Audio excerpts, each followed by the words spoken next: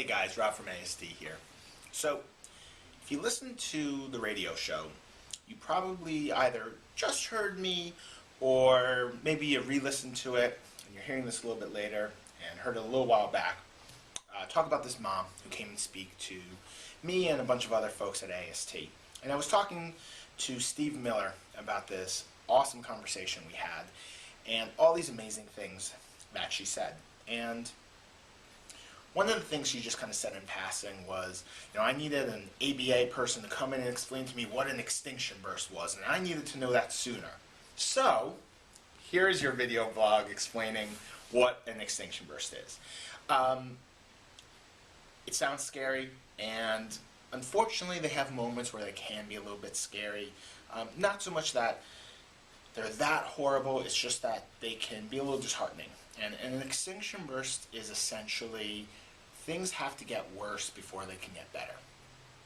If you've heard me talk about ABA, either some lectures, on these blogs, on the show, one of the things I tell people is to reduce one behavior, you have to increase something else. And that's basic ABA principles.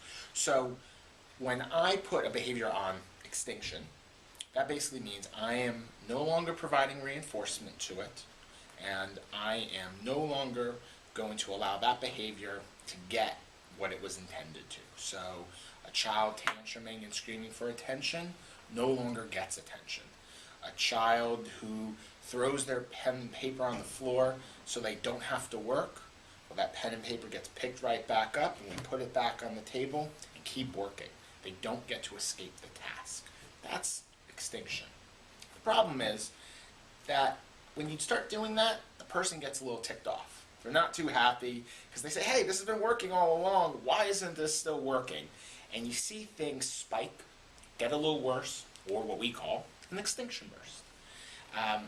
The key is don't get discouraged.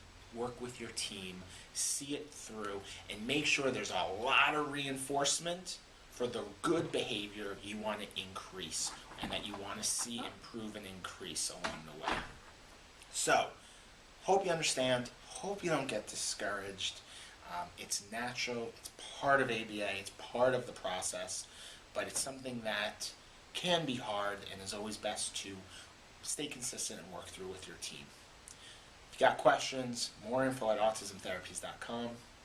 Tune into the show. We talk about topics like this on the radio every week, as well as a whole lot of other topics. Or you could just drop us a line at Facebook. Let us know what you're thinking. Hope this helps, and I'll talk to you next time. Bye, guys.